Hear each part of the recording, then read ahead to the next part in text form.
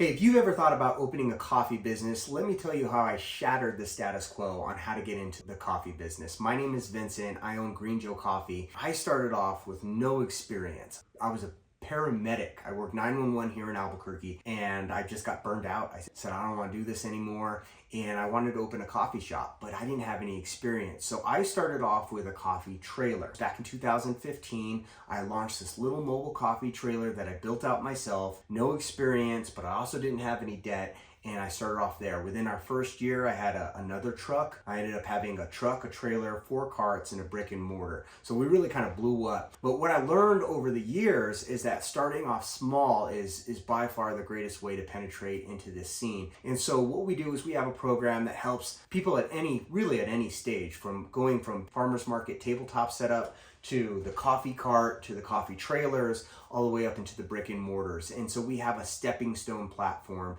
that we help people penetrate the coffee scene so that they can launch their coffee dreams. So I got a free step-by-step checklist for you.